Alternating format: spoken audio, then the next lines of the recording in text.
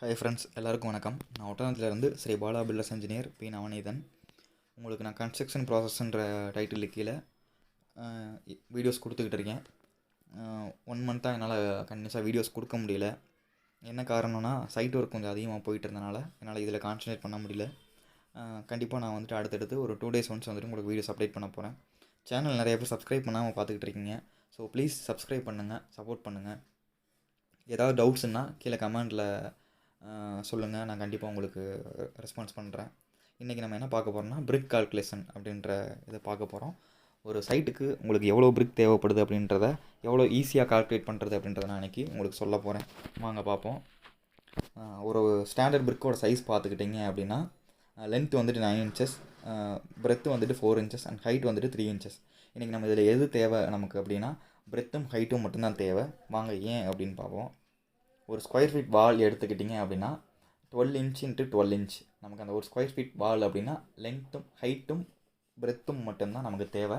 So 12 × 12 inches தான் உங்களுக்கு ஒரு ஸ்கொயர் ஃபீட் வால். அதனால தான் நான் பிரிக் சைஸில் ஹைட்டையும் பிரெத்தையும் மட்டும் எடுத்துக்க சொன்னேன்.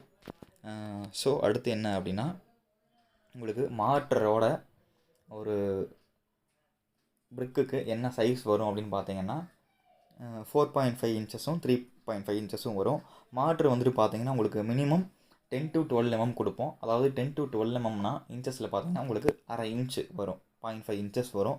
ஸோ அதையும் சேர்த்துனீங்க அப்படின்னா உங்களுக்கு ஒரு பிரிக்கோட சைஸ் வந்துட்டு 4.5 inches பிரெத்தும் 3.5 inches ஹைட்டும் வரும். ஸோ நமக்கு வந்துட்டு ஒரு ஸ்கொயர் ஃபீட் வாலுக்கு எவ்வளோ தேவைப்படுது அப்படின்றத பார்க்க போகிறோம். ஒரு ஸ்கொயர் ஃபீட் வாலுக்கு பார்த்தீங்கன்னா 12 inches.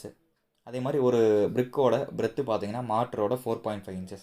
ஸோ பிரெத் சைடு பார்த்தீங்க அப்படின்னா உங்களுக்கு 12/4.5 போட்டிங்கன்னா 2.6 பிரிக்ஸ் கிடைக்குது.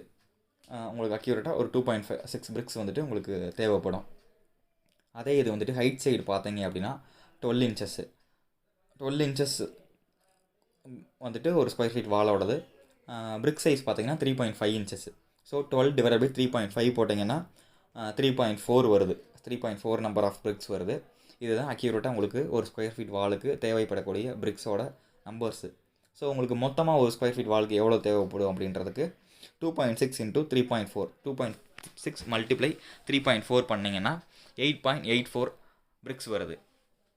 ஸோ அப்ராக்சிமேட்டாக வந்துட்டு உங்களுக்கு 9 நம்பர் ஆஃப் பிரிக்ஸ் வந்துட்டு ஒரு ஸ்கொயர் ஃபீட் வாலுக்கு தேவைப்படுது. இதே வந்துட்டு இது வந்து இந்த 9 நம்பர் பிரிக்ஸ் வந்துட்டு எந்த வாலுக்கு அப்படின்னு பார்த்தீங்கன்னா 9 inch வாலுக்கு 9 நம்பர் ஆஃப் பிரிக்ஸ் தேவைப்படுது.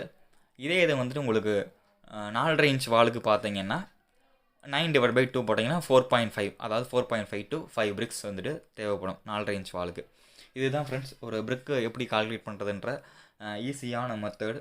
நீங்கள் இந்த சைஸுக்கு மட்டும் கிடையாது, எந்த சைஸ் பிரிக்குக்கு வேணால் நீங்கள் இந்த மாதிரி கால்குலேட் பண்ணி பார்த்தீங்கன்னா உங்களுக்கு ஈஸியாக கிடைக்கும். அக்யூரேட்டாகவும் இருக்கும், ரொம்ப எக்ஸஸாகவும் போயிடாது, ரொம்ப கம்மியாகவும் வந்துடாது. நீங்கள் அக்யூரேட்டாக கால்குலேட் பண்ணிக்கலாம்.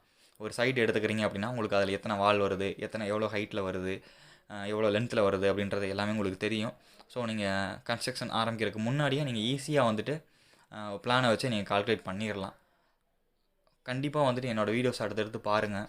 சப்ஸ்கிரைப் பண்ணாமல் இருக்கவங்க ப்ளீஸ் சப்ஸ்கிரைப் பண்ணுங்கள். Thank you friends.